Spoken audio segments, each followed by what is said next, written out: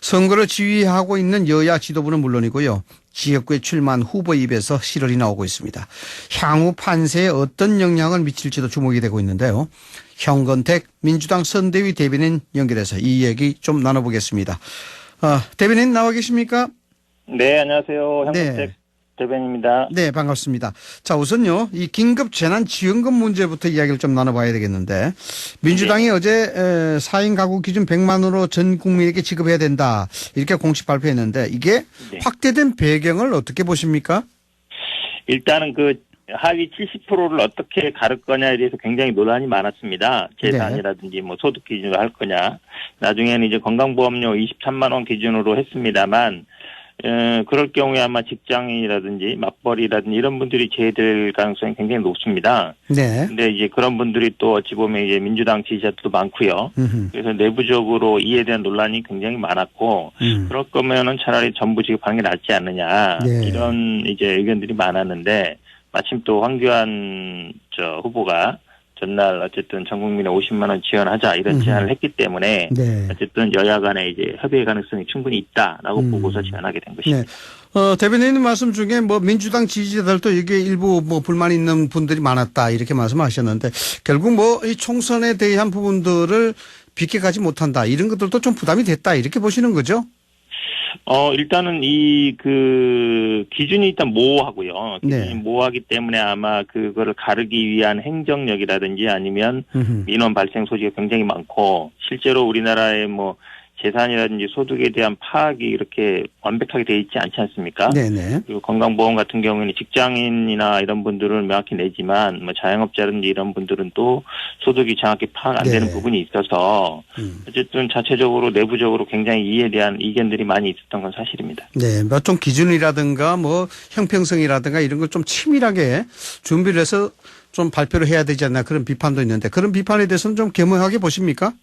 네, 어쨌든 뭐 저희들이 뭐 아직 확정된 건 아닙니다만 어쨌든 그 사전의 기준 자체가 좀 명확하지 않았다 이런 부분들은 뭐 비판을 수용한 걸로 보고 있습니다. 네, 말씀하셨습니다만은 이 통합당 황교안 대표가 1인 50만 원 지급 주장하자 이렇게 되니까 사실상 뭐 전 국민 확대하는 것이 좋다 아마 그렇게 판단하신 것 같은데 영향이 많이 미쳤나요? 예, 황교안 대표의 주장에. 사실은 이제 내부적인 논의들은 많이 있었어요. 네. 왜냐면 이게 갑자기 뭐 하루 만에 뭐 상대당 대표가 얘기했다 해서 바로 바꿀 수 있는 건 아니잖아요. 네. 어느 정도 논의가 되고 있었는데 부담도 사실 있었거든요. 그동안 야당이 어찌 보면 뭐 페플리즘이다, 퍼주기다 이런 비판을 많이 하지 않았습니까? 네네. 그렇다 보니까 사실은 야당의 입장이 굉장히 중요했는데 야당도 그동안 입장이 굉장히 약간 오락가락 하셨어요. 네네. 뭐 100조를 마련해서 하겠다 아니면 뭐 여러 가지 얘기했었죠.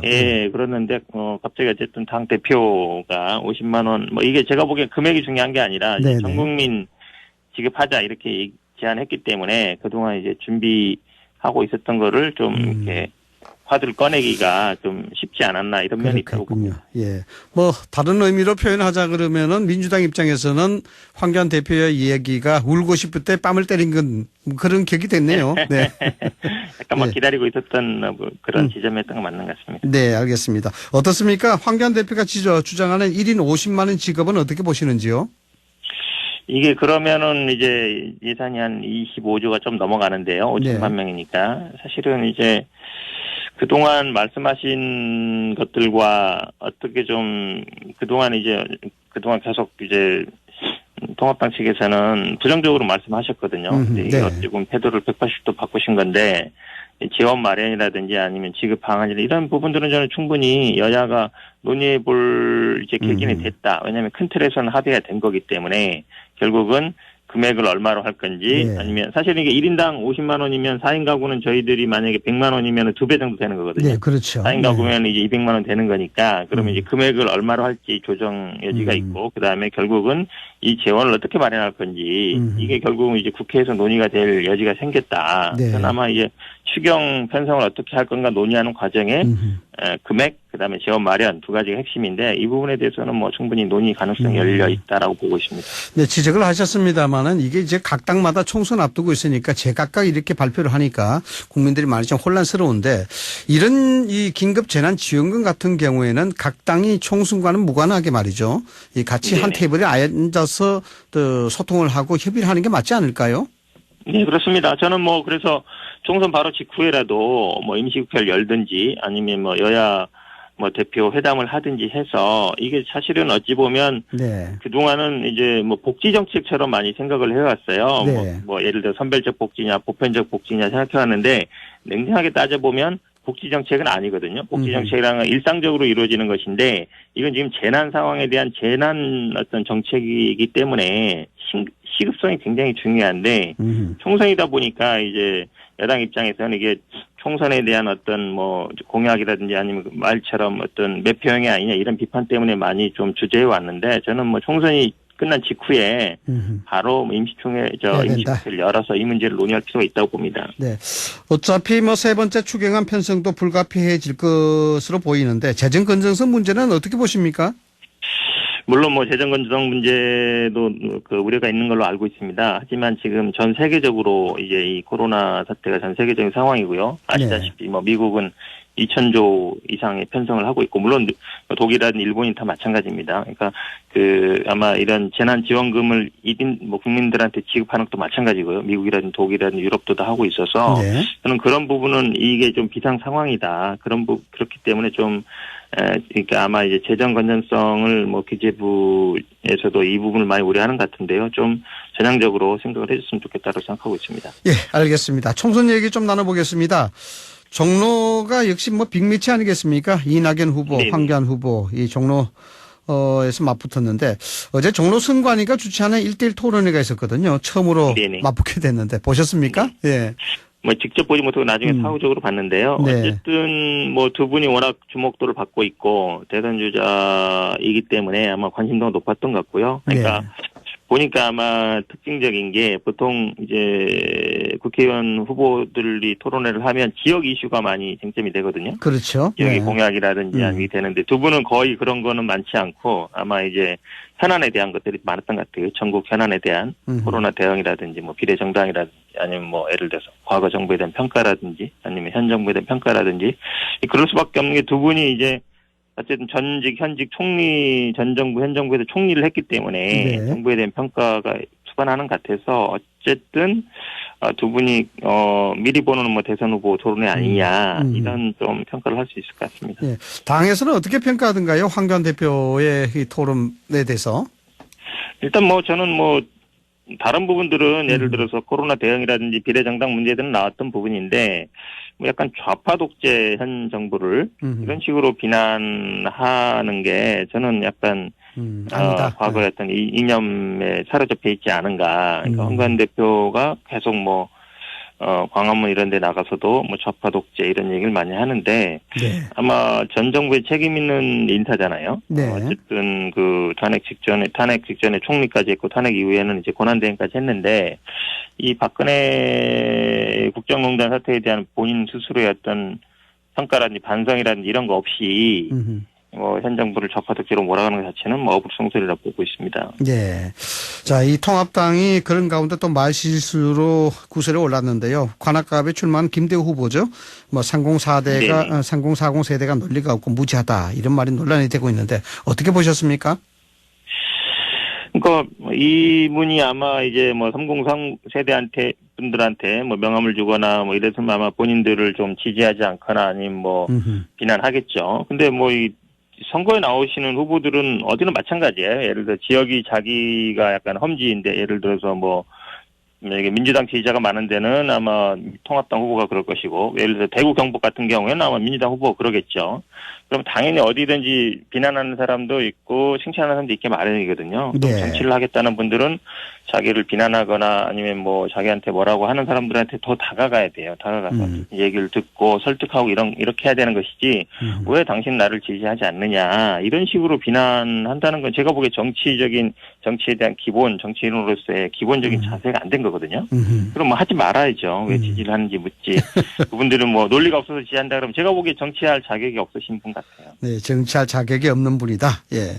이해찬 대표의 부산 폄하 발언은 어떻습니까? 어제 저도 그 현장에 있었고 그 행사를 제가 이제 사회를 봤는데요. 사실은 사회를 보셨습니까? 네. 네네. 자리에 있었군요. 네. 네, 자리에 있었습니다. 발언에 나온 배경이 아마 이제 부산 지역을 경부선이 관통하고 있어요. 철도가 한 16km 정도 되는데요. 철도가 있음으로 해서 좌우에 개발도 안 되고 그다음에 어찌 보면 이제 슬럼버가 많이 되어 있는데 그 부분을 약간 지화해서 지상을 개발해야 되겠다. 이런 취지에서 좀 그런 철도 주변이 낙후되어 있다 이렇게 얘기를 하신 건데 그 부분이 약간 이제 곡해됐던 것 같습니다. 네, 현장에서 반응은 어땠나요?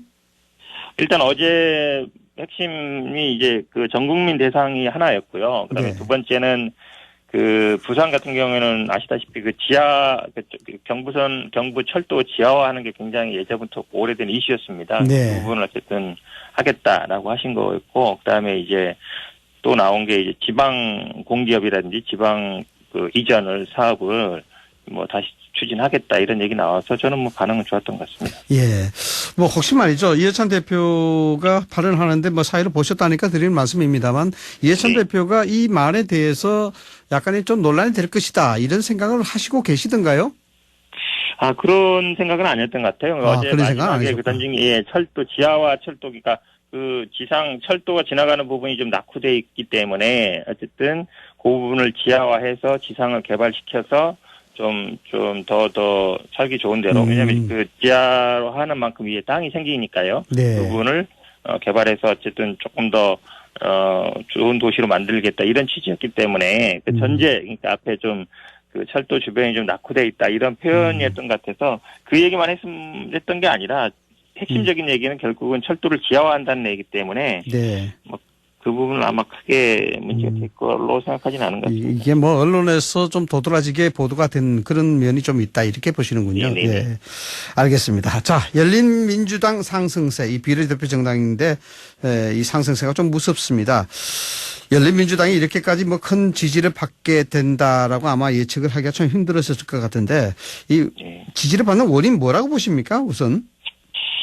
일단은 아마 이분들이 두 가지 정도 포인트를 잡고 있는 것 같은데 이제 검찰 개혁과 언론 개혁을 아주 세게 말씀하고 있잖아요. 네. 검찰 개혁이라는 건 이제 현재 어떤 공수처라든지 이런 거 법규화는 되어 있습니다만 현재 어떤 검찰 특히 이제 조국 전 장관 수사와 관련된 이런 문제 제기하는 것 같고 그다음에 언론 부분도 아마 언론에 대한 그 인식이라든지 평가 같은 들이 많이 이렇게 좋지는 않은 것 같은데. 이제 두 가지 부분, 검찰개혁과 언론개혁을 지지하는 분들이 아마 많이 그쪽으로 이제 돌아서고 있지 않냐라고 보고 있습니다. 근데 저희들도 어쨌든 이 비례 후보를 11번에서 17번까지 배치해놨기 때문에 이분들이 우리 당에서 뭐 당원 투표라든지 이런 거쳐가지고 후보 선정이 된 분들인데 이분들이 모두 당선이 되지 않을 수도 있어서 걱정이 많습니다. 네.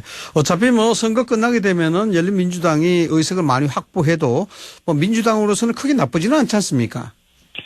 그렇지는 않습니다. 왜냐면 이분들을 뭐 패배하고 싶은 건 아닙니다만 네. 이분들 중에는 뭐 민주당 그 당내 절차에서 탈락하거나 아니면 안 되신 분들도 있거든요. 네. 근데 지금 11번 이하의 우리 비례대표들은 당내에서 어떤 절차를 거친 분들이에요. 투표도 거치고 어떤 승인을 거친 분들이라 만약에 이런 당내 어떤 절차를 거친 분들이 안 되고 당내에서 만약에 당 절차에서 탈락하거나 뭐 누락된 분들이 당선이 된다. 이러면 제가 보기에 이 정당이 갖는 정당성이라든지 앞으로 향후에 뭐 비례대표 추천이든 이런 문제 굉장히 문제가 많이 생기거든요. 네. 그래서 저희들은 지금 말씀하신 것처럼 열린민주당이나 아니면 더불어시민당이나 마찬가지냐 이렇게 말씀하시는데 그렇게 보고 있지는 않습니다. 그렇게 보고 있지는 않다. 예. 네. 자, 경남 창원 성산하고요. 인천 연수원 지역의 민주당과 정의당 후보 이 단일화 문제. 뭐 사실상 뭐 끝났다는 얘기도 있습니다만은 어떻게 보시는가요? 막판에 단일화 가능성이 있을까요?